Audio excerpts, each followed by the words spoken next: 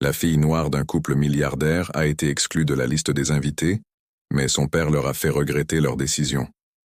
Je suis désolé, mais votre nom ne figure pas sur la liste, a déclaré Victoria Sterling, l'organisatrice de l'événement, d'une voix aussi tranchante qu'un couteau, tandis que Maya Henderson restait figée à l'entrée du Grand Metropolitan Hotel, où se déroulait le gala de charité annuel Winterbourne, l'événement le plus exclusif de la haute société.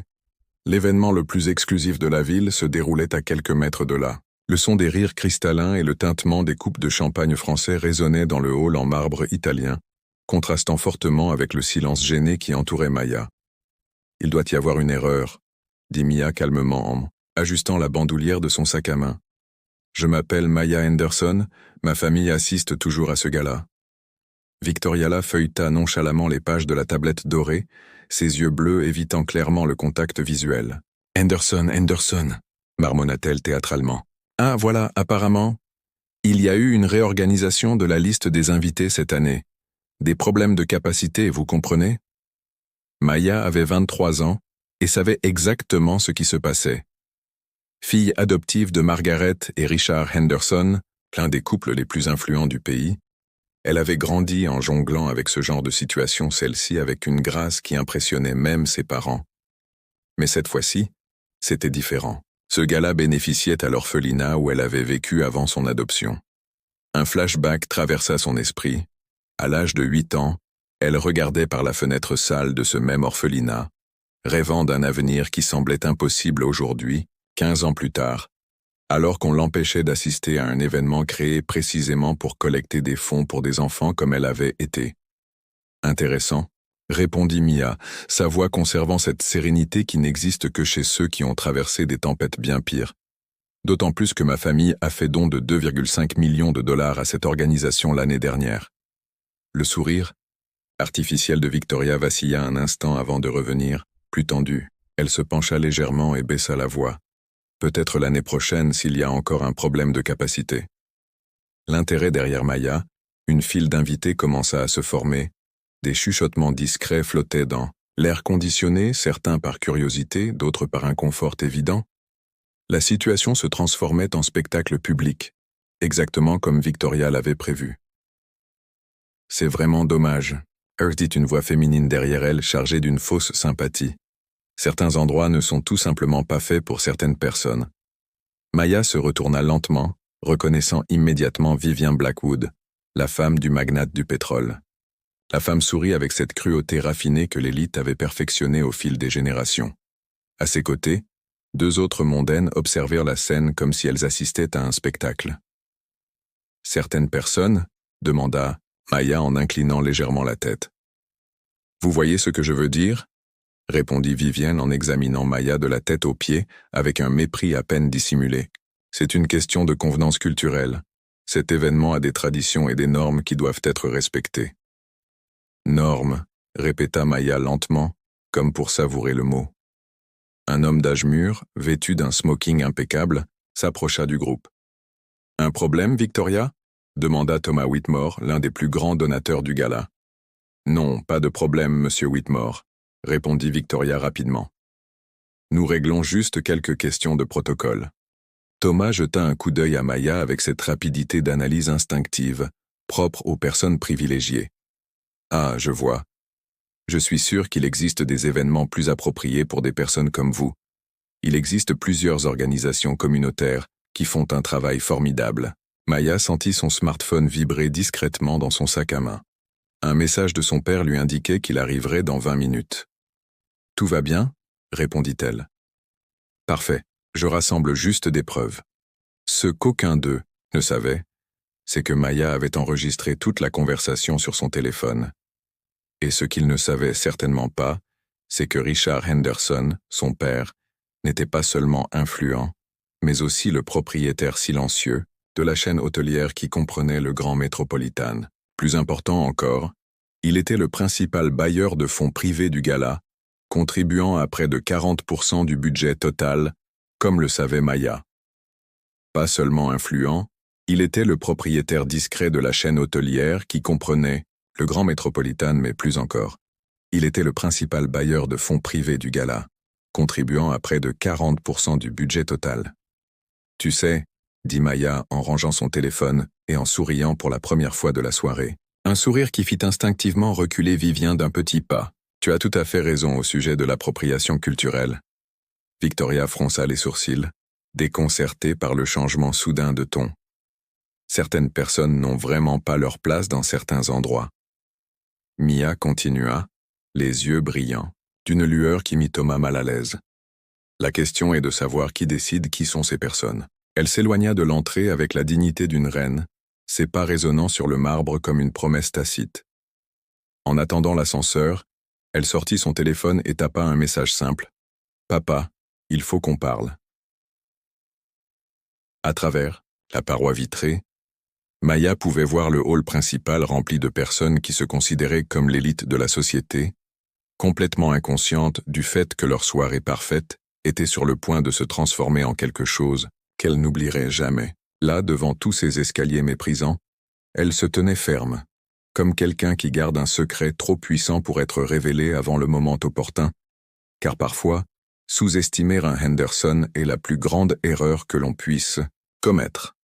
Si vous appréciez cette histoire de justice et de vengeance, n'oubliez pas de vous abonner à la chaîne, car ce qui s'est passé après cette humiliation publique a transformé un simple gala de charité en le théâtre d'un des rebondissements les plus satisfaisants que vous ayez jamais vus. À 40 miles au nord, dans le bureau de direction de Henderson Industries, Richard Henderson a interrompu l'examen des contrats d'acquisition dès que le message de Maya est arrivé. « Papa, il faut qu'on parle. » 52 ans, Richard avait bâti un empire qui s'étendait des télécommunications à l'hôtellerie, mais rien dans le monde des affaires ne l'avait préparé à la rage silencieuse qui brûlait désormais dans sa poitrine. Il connaissait ce ton que sa fille Maya n'utilisait que lorsqu'elle avait décidé que la diplomatie ne fonctionnerait plus. « Annulez tous mes rendez-vous de ce soir, » dit-il à son assistant par l'interphone, « et mettez-moi en relation avec notre service juridique. J'ai besoin de Jonathan Cruz au Grand Metropolitan dans 1 heure. » Jonathan Cruz n'était pas n'importe quel avocat. C'était l'homme qui avait détruit des empires commerciaux, avec la même facilité que d'autres, signait des contrats. Plus important encore, il était noir, brillant, et avait grandi dans le même orphelinat que Maya. Pendant ce temps, à l'hôtel, Maya avait trouvé refuge dans le café du hall, observant discrètement le déroulement du gala à travers les portes vitrées. Son téléphone vibrait sans cesse, recevant des messages de soutien d'autres invités qui avaient été témoins de l'humiliation publique. « J'ai vu ce qui s'est passé. C'est inacceptable. » Accepté, Sarah Chun, fille de l'ambassadrice Victoria. Sterling a toujours été comme ça, mes parents sont furieux. Marcus Williams, héritier d'une dynastie bancaire. Ça va, ces femmes sont terribles. Dr Amanda Foster, cardiologue renommée. Maya sourit amèrement. L'élite était en train de se diviser et elle-même pas encore commencé. De l'autre côté du hall, Victoria Sterling célébrait discrètement avec Vivian Blackwood et Thomas Whitmore dans un coin isolé du bar. « Avez-vous vu comme elle est partie discrètement ?» demanda Vivian en riant et en levant son verre de champagne. « Certaines personnes doivent apprendre à rester à leur place. »« Le meilleur, » ajouta Thomas, « c'est que nous avons désormais un précédent. Si d'autres éléments indésirables tentent de s'infiltrer dans nos événements, nous savons exactement comment les traiter. » Victoria acquiesça avec satisfaction. « Mon mari dit toujours, la tradition est la tradition. Nous ne pouvons pas laisser n'importe qui se sentir en droit de participer simplement parce qu'il a de l'argent. Il y a des questions de lignée à prendre en considération. Ce qu'aucun d'entre eux ne savait, c'est que Maya était revenue dans le hall et s'était stratégiquement positionnée derrière une colonne décorative pour enregistrer chaque mot avec une clarté cristalline grâce à son smartphone professionnel. Plus encore, elle diffusait tout en direct à un groupe privé composé de journalistes d'investigation, d'activistes et d'influenceurs que Richard avait cultivés au fil des ans. La lignée de Maya s'était jointe à elle et ajustait l'angle de la caméra. Parlons de lignée. 1 heure plus tard, Jonathan Cruz traversa le hall du Grand Metropolitan comme un prédateur élégant, grand, imposant, vêtu d'un costume qui coûtait plus cher que le salaire annuel de nombreux cadres. Il portait une mallette en cuir italien qui contenait quelque chose de bien plus puissant que des documents. Le pouvoir de réduire des vies en cendres. Maya, dit-il en la serrant chaleureusement dans ses bras, ça fait longtemps. Ton père m'a raconté ce qui s'est passé. Tu vas voir ce qui arrive quand on se frotte à un... Henderson, Jonathan. Elle sourit sincèrement cette fois-ci. Merci d'être venu, j'ai des choses intéressantes à te montrer. Elle lui tendit le téléphone, lui montrant non seulement les enregistrements de cette nuit-là, mais aussi un dossier numérique qu'elle avait compilé au cours des derniers mois. Des captures d'écran de groupes privés où Victoria et ses amis faisaient des commentaires ouvertement racistes, des messages où ils discutaient de stratégies pour maintenir le niveau lors d'événements sociaux, des emails entre Thomas Whitmore et d'autres hommes d'affaires coordonnant des boycotts, des entreprises appartenant à des Noirs. Bon sang, marmonna Jonathan en parcourant les preuves numériques. Ils ont tout documenté, c'est comme s'ils voulaient se faire prendre. L'arrogance a un prix, répondit Maya. Et ce soir, la facture est arrivée. À ce moment-là, Richard Henderson se gara discrètement dans le parking souterrain de l'hôtel, et non à l'entrée principale où les caméras et les journalistes People pouvaient le voir. Il avait de grands projets et la surprise était essentielle. Victoria Sterling, encore grisée par le pouvoir de sa petite victoire, n'avait aucune idée que chaque mot qu'elle avait prononcé au cours des 90 dernières minutes était en train d'être préparé pour devenir une preuve dans une affaire qui détruirait non seulement sa réputation, mais aussi toute la structure sociale pourrie qu'elle avait contribué à construire. Tu sais, dit Maya à Jonathan en rangeant son téléphone, il y a une chose qu'ils ne comprennent pas à propos du fait de grandir dans un orphelinat. On apprend à observer, à se souvenir et surtout, on apprend que la survie nécessite parfois une patience stratégique. Jonathan sourit avec une satisfaction que seuls les avocats exceptionnels connaissent avant une victoire assurée. Et ce soir, répondit Maya, les yeux brillants d'une détermination qui ferait réfléchir n'importe quel adversaire. Ce soir, ils allaient en découvrir que sous-estimer un Henderson était la plus grande erreur de leur vie privilégiée. Car parfois, la justice ne frappe pas comme le tonnerre. Parfois, elle arrive tranquillement, méthodiquement, avec des preuves irréfutables et la patience de ceux qui savent que la vengeance servie froide est infiniment plus dévastatrice. À 22h15, alors que Victoria Sterling levait son 4e verre de champagne pour célébrer ce qu'elle appelait le maintien des normes sociales, les lumières de la salle de bal principale clignotèrent 3 fois de suite. C'était un signal connu uniquement des membres les plus haut placés de la société.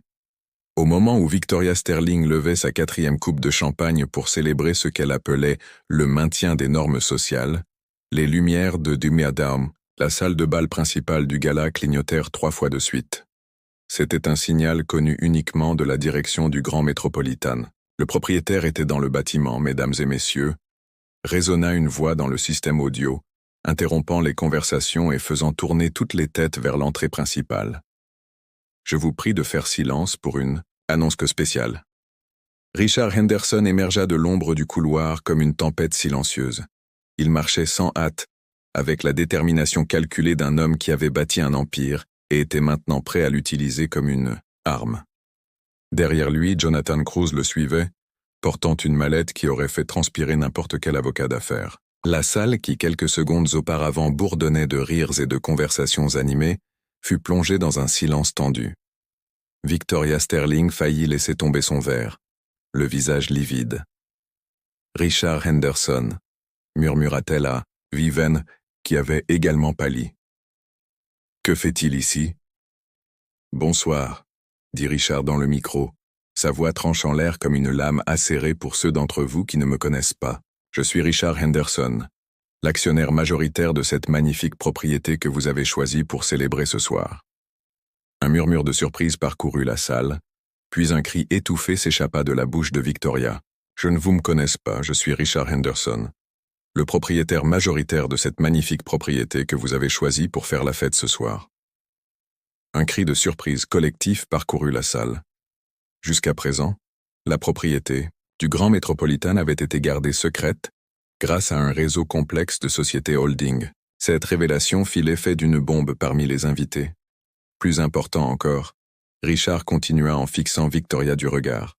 « Je suis le fier père de Maya Henderson, la jeune femme qui a été humiliée publiquement dans cette même entrée il y a quelques heures. » Victoria Sterling sentit ses jambes fléchir. Thomas Whitmore s'étouffa avec son whisky. Vivian Blackwood chercha désespérément une issue, les yeux écarquillés comme un animal acculé. Richard dit alors en faisant signe à Jonathan « J'aimerais partager avec vous quelques enregistrements intéressants qui ont été recueillis ce soir. Je pense qu'ils sont très révélateurs des normes que certains d'entre vous tiennent tant à l'hôtel. » Le système audio de l'hôtel s'est mis en marche, et les mots cristallins de Victoria ont résonné. Certains endroits ne sont tout simplement pas faits pour certaines personnes. C'est une question de culture. La tradition est la tradition. Nous ne pouvons pas laisser n'importe qui se sentir en droit de participer simplement parce qu'il a de l'argent. Il y a des questions de lignée à prendre en considération. Le silence qui suivit fut assourdissant. Certaines personnes commencèrent à s'éloigner discrètement de Victoria et de son groupe. Ils sortirent leur téléphone, non pas pour prendre des selfies, mais pour enregistrer le scandale qui se déroulait en temps réel.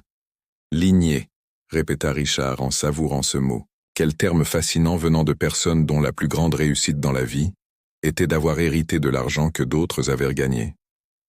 Maya apparut à l'entrée principale, marchant avec la dignité sereine de quelqu'un qui sait que justice a enfin été rendue. Elle tenait une tablette sur laquelle figuraient des dizaines de captures d'écran et de messages que Victoria et ses amis avaient échangés en privé au cours des derniers mois. Victoria Maya dit d'une voix qui résonna dans le hall silencieux. « Vous vous souvenez de ce message que vous avez envoyé au groupe gardien de la tradition il y a 3 semaines ?» Elle lut à haute voix. « Nous devons être plus stricts sur les personnes que nous laissons participer à nos événements. Certaines personnes n'ont tout simplement pas l'éducation nécessaire, peu importe combien d'argent ils ont. » Victoria a tenté de protester, mais les mots sont restés coincés dans sa gorge. Maya a continué. « Ou celui-ci, datant d'il y a 2 mois. Ce n'est pas seulement la couleur, c'est toute la différence culturelle qu'ils ne comprennent pas nos traditions. » Thomas Whitmore, désespéré de sauver sa réputation, a essayé de s'éloigner du groupe, mais Jonathan Cruz l'a intercepté. « Monsieur Whitmore, je crois que vous avez aussi des messages intéressants à partager, en particulier ceux sur le maintien de la pureté des environnements professionnels. » L'homme d'affaires a pâli lorsqu'il a réalisé que ses emails professionnels avaient également été divulgués. Des messages dans lesquels il coordonnait des boycotts silencieux, dans lesquels il demandait à ses employés de filtrer les candidats inappropriés, dans lesquels il célébrait l'exclusion systématique de professionnels qualifiés uniquement en raison de la couleur de leur peau. Le plus triste, a déclaré Richard en reprenant le micro, c'est que Maya a grandi dans un orphelinat. Ce gars-là est censé lui venir en aide. Elle n'est pas venue ici comme une intruse dans votre espace privilégié. Elle est venue pour soutenir des enfants qui ont vécu la même chose qu'elle et vous l'avez traitée comme un obstacle à éliminer. Madame Blackwood, tentant un dernier coup désespéré, s'est levée de table. C'est absurde. Vous déformez nos propos. Vous créez un scandale là où il n'y en a pas. Maya a souri, non pas avec cruauté mais avec la satisfaction tranquille de quelqu'un qui voit enfin la vérité éclater au grand jour. Madame Blackwood vous avait dit, et je cite exactement il y a 47 minutes, que certaines légendes doivent apprendre à rester à leur place. L'enregistrement est là, avec l'heure, et il a été diffusé en direct à 43 journalistes et militants. Mon père sait que la salle a explosé de murmures choqués, que les invités ont commencé à s'éloigner visiblement de Victoria Group de Victoria, comme si sa toxicité était contagieuse. Les smartphones ont capturé chaque seconde, transformant l'humiliation en contenu viral en temps réel. Mais le meilleur, a déclaré Jonathan Cruz en ouvrant sa mallette, c'est que le Grand Metropolitan Hotel vient d'annuler définitivement tous les événements organisés par Victoria Sterling Events. Ses contrats avec le Winterbourne Social Circle ont été résiliés avec effet immédiat et une plainte pour discrimination et préjudice moral sera déposée dès demain matin. Victoria Sterling, la femme qui contrôlait l'élite sociale de la ville depuis 2 décennies, s'est effondrée devant des centaines de personnes. Ses larmes n'étaient pas des larmes de regret, mais de rage impuissante d'avoir été exposée et détruite par ceux qu'elle avait toujours considérés comme inférieurs. Justice, a déclaré Mia en rangeant sa tablette et en se dirigeant vers la sortie. Il ne s'agit pas de vengeance mais de s'assurer que d'autres personnes ne vivront pas ce que j'ai vécu aujourd'hui. Alors que Maya et Richard marchaient vers la sortie, le hall derrière eux bourdonnait d'une sorte de subice ce que j'ai vécu aujourd'hui. Alors que Maya et Richard marchaient ensemble vers la sortie, le hall derrière eux bourdonnait d'une sorte de commérage qui détruit les réputations en quelques heures.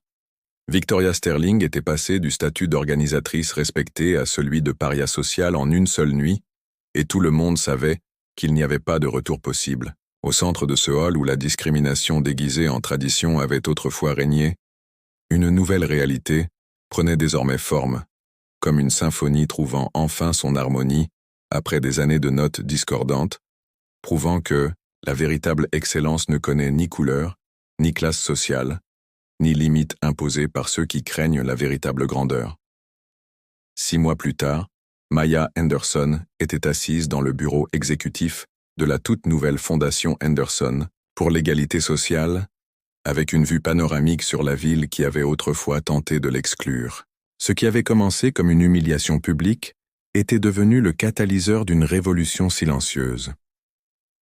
Les chiffres sont impressionnants, déclara le docteur Sarah Chun, désormais directrice de programme de la Fondation, en peinte et centaines feuilletant le rapport annuel.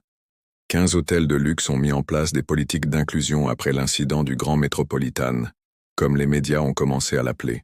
3 organisateurs d'événements ont été licenciés pour discrimination avérée, et les dons aux orphelinats ont, en feuilletant le rapport annuel. 15 hôtels de luxe ont mis en place des politiques d'inclusion après l'incident du Grand Metropolitan, comme les médias ont commencé à l'appeler. 3 organisateurs d'événements ont été licenciés pour discrimination avérée, et les dons aux orphelinats ont augmenté de 340% cette année. Maya sourit en se souvenant de la nuit qui a tout changé. La vidéo de la confrontation était devenue virale, non seulement comme un scandale social, mais aussi comme un symbole de résistance intelligente contre les préjugés institutionnalisés dans toute la ville. Victoria Sterling vivait une réalité complètement différente. Son entreprise avait fait faillite quelques semaines après les révélations, ses clients avaient annulé des contrats d'1 million de dollars, ses fournisseurs avaient rompu leurs liens avec elle et même ses amis les plus proches l'évitaient en public. Son appartement terrasse avait été vendu pour payer les dettes juridiques, et elle travaillait désormais comme assistante administrative dans une petite entreprise d'événementiel, une ironie qui n'échappait à personne. Elle a essayé de me poursuivre pour diffamation, a déclaré Maya à Jonathan Cruz lors d'une de leurs réunions hebdomadaires, mais il est difficile de prétendre à la diffamation quand vos propres mots ont été enregistrés en haute définition. Jonathan a ri en rangeant les documents qui prouvaient une nouvelle victoire juridique. Vivian Blackwood a également abandonné les poursuites, apparemment après avoir découvert que son mari difficile de prétendre à la diffamation quand vos propres mots ont été enregistrés en haute définition.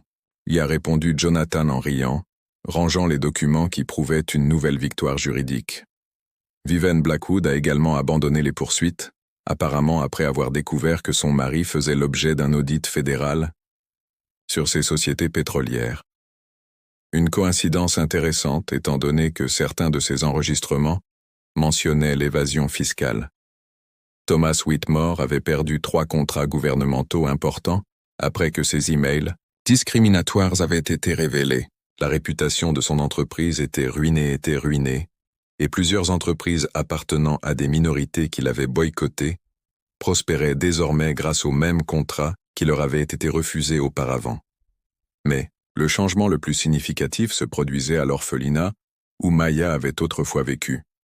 La Fondation Henderson avait entièrement rénové les installations, mis en place des programmes éducatifs avancés et créé un fonds de bourse d'études supérieures garantissant à chaque enfant qui quittait l'orphelinat de réelles chances de réussite. Le plus beau, a déclaré Margaret Henderson lors du dîner du dimanche, c'est de voir comment vous avez transformé la douleur en détermination. Ces femmes ont essayé de vous rabaisser, mais elles ont fini par amplifier votre voix aux yeux du monde entier. Richard acquiesça fièrement. Le Grand Metropolitan est devenu un symbole d'inclusion et d'excellence. D'autres hôtels de la chaîne mettent en place la même politique, avaient transformé la douleur en motivation.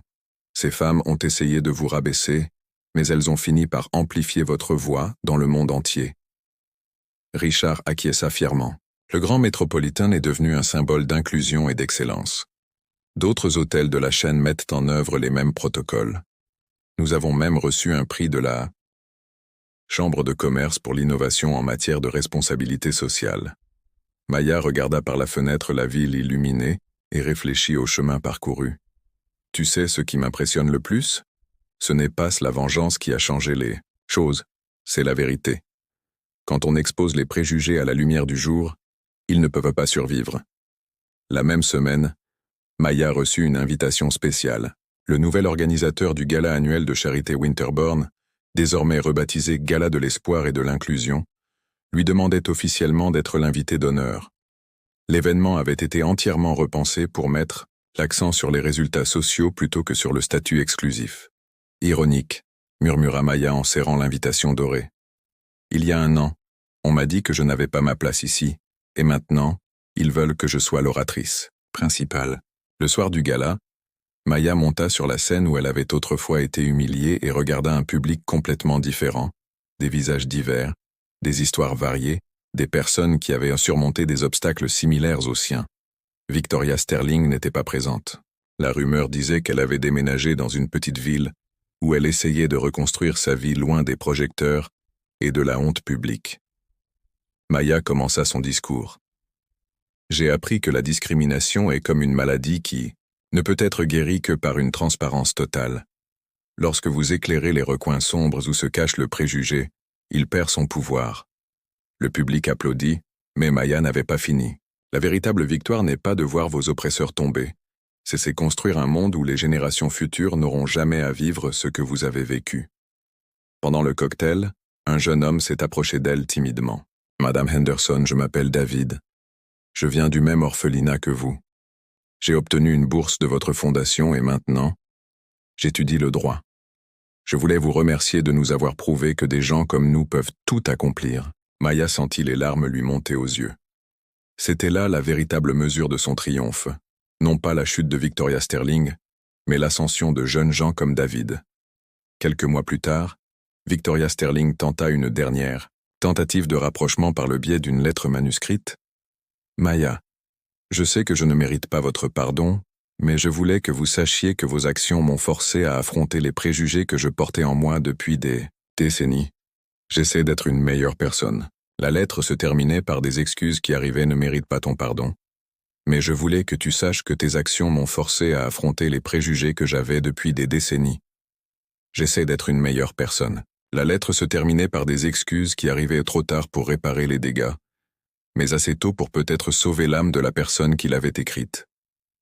Maya plia la lettre et la rangea, non par méchanceté, mais pour se rappeler que même ceux qui nous font du mal peuvent apprendre et grandir, même si cela passe les absoudre des conséquences de leur choix. Aujourd'hui, lorsque les enfants visitent l'orphelinat rénové, ils voient une photo encadrée sur le mur. Maya Henderson, le jour de la remise de son diplôme universitaire, souriante aux côtés de Richard et Margaret. La plaque en dessous indique simplement « Chaque enfant mérite un avenir sans limite ». La meilleure vengeance que Mia ait découverte n'était pas de détruire ceux qui lui avaient fait du mal, mais de construire un héritage qui empêcherait d'autres personnes de subir la même injustice. Victoria Sterling est devenue une note de bas de page dans l'histoire, tandis que Maya est devenue le chapitre lui-même, prouvant que la dignité, l'intelligence et la détermination triomphent toujours des préjugés et de l'arrogance.